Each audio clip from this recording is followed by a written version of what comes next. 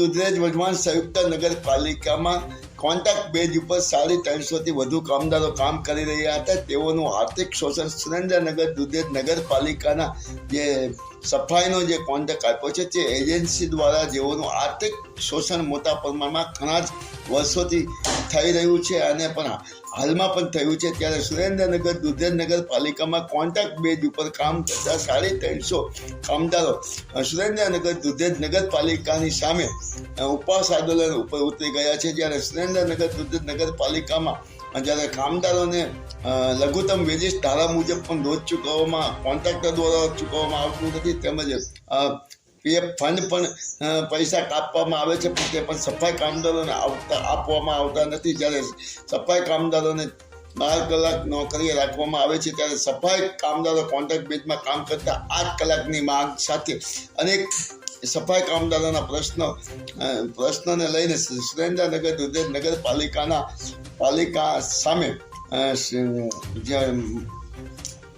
સફાઈ કામદારોના યુનિયનના જે પ્રમુખ મયુરભાઈ પાટડીયાએ જ્યારે સુરેન્દ્રનગર દુધરેજ વઢવાણ સંયુક્ત નગરપાલિકા સામે ઉપવાસ આંદોલન ઉપર સફાઈ કામદારો 350 સફાઈ કામદારો ઉપવાસ આંદોલન ઉપર બેસી ગયા છે અને સફાઈ કામદારો સુરેન્દ્રનગર દુધરેજ વઢવાણ સંયુક્ત નગરપાલિકા પોતાને વિવિધ માગણીઓને લઈને સુરેન્દ્રનગર દુધરેજ નગરપાલિકાના પ્રમુખ જીજ્ઞાબેન સામે પણ વિરોધ પ્રગટ કરી રહ્યા છે અને ભાજપ શાસિત બોડી સામે પણ કરી રહ્યા છે. સુરેન્દ્રનગર દુધરેજ વઢવાણ સંયુક્ત નગરપાલિકામાં ઘણા જ વર્ષોથી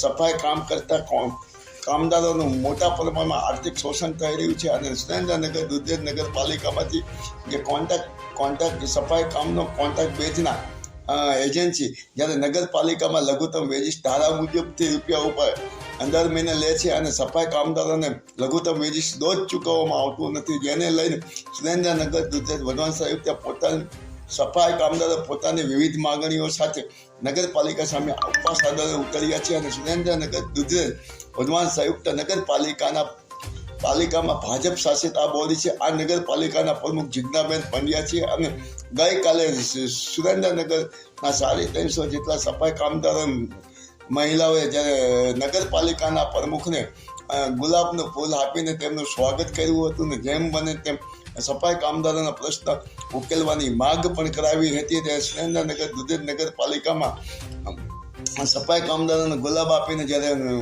ફૂલ આપ્યું હતું ત્યારબાદ પણ સફાઈ કામદારોના પ્રશ્ન નહીં ઉકેલતા આજે સુરેન્દ્રનગર દુધરેજ વઢવાણ સંયુક્ત નગરપાલિકામાં સફાઈ કામદારો ઢોલ નગારા તાશા વગાડીને પોતાનો ઉગ્ર વિરોધ પ્રગટ કરશે. માયાજાન ન્યૂઝ ચેનલ જયેશ ચૌહાણ. સુરેન્દ્રનગર દુધરેજ નગરપાલિકાના 300થી વધુ સફાઈ કામદારો તારીખ 8/1/2024થી પોતાની સફાઈ કામગીરી બંધ કરીને હડતાલ ઉપર છે અને તેમની માંગણીઓ માટે અમે નગરપાલિકાને અવારનવાર રજૂઆતો કરેલ છે, લેખિત તથા મૌખિક. તેમ છતાં નગરપાલિકા દ્વારા અમારા જે માંગણી છે એને લક્ષ્ય કોઈ દી આપવામાં આવેલું નથી અને અમે અલ્ટિમેટમ પણ આપ્યું હતું, એનો પણ અમને જવાબ નથી.